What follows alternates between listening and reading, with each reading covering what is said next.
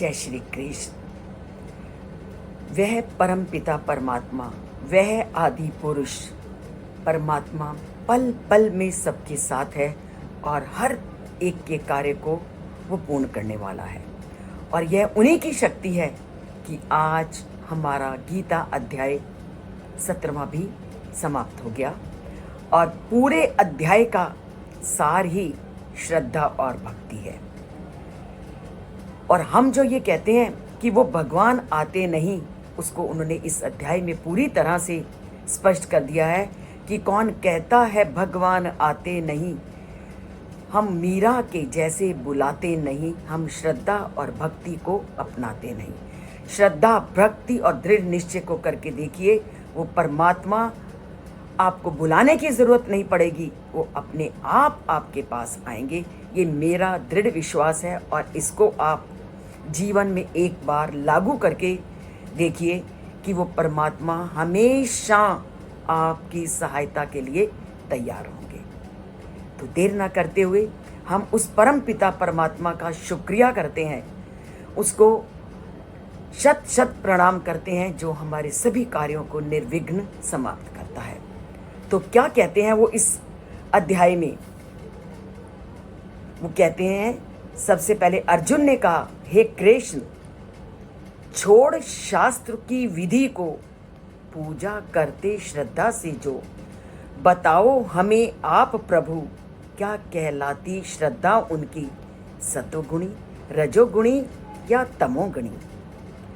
सुने मित्र के वचन ये, बोले श्री कृष्ण अर्जुन से, उत्पन्न होती श्रद्धा भी मनुष्य के जन्म के साथ ही, सात्विक, रासिक और तामसिक श्रद्धा उत्पन्न होती जन्म के साथ ही।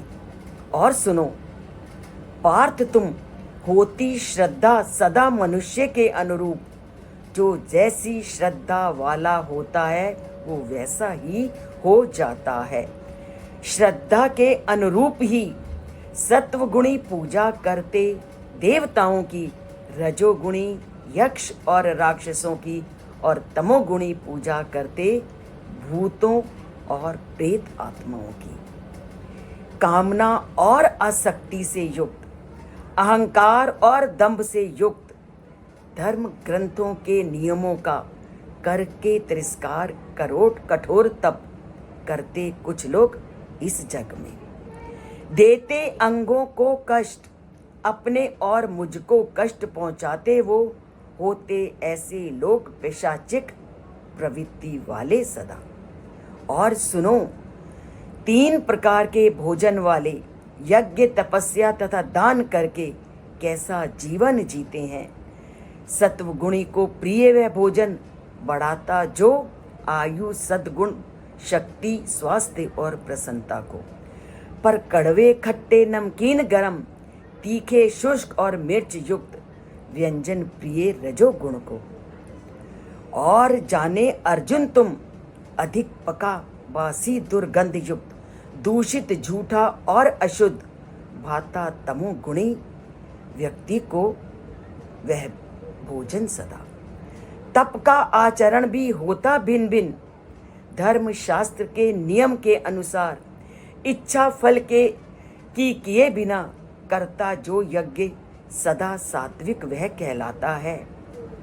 हे श्रेष्ठ भारतवंशी अर्जुन, भौतिक लाभ अथवा आडंबर के करता यज्ञ रजोगुणी सब।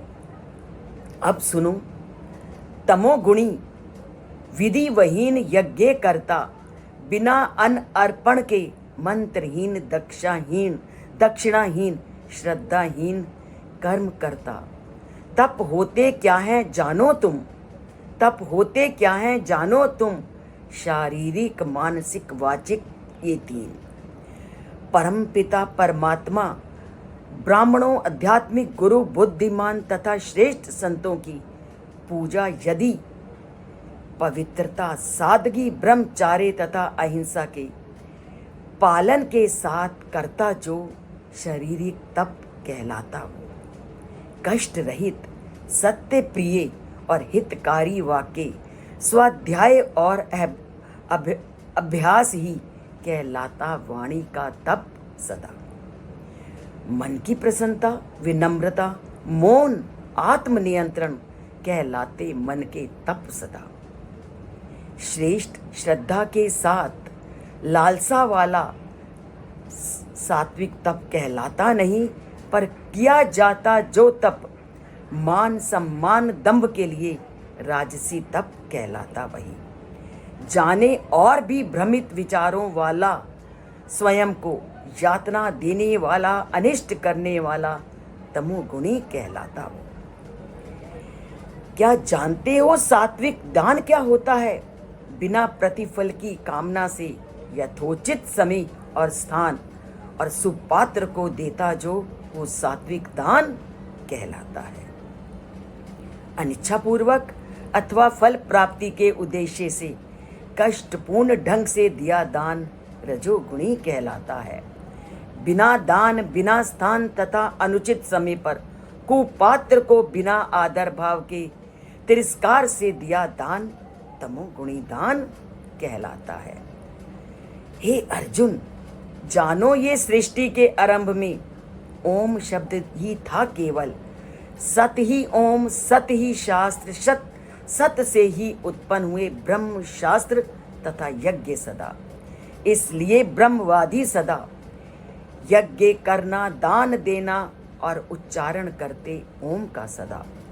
उसी सत से स्मरण किया जाता ब्रह्मा को सदा, उसी से उत्पन्न होते ब्राह्मण शास्त्र तथा यज्ञ सदा।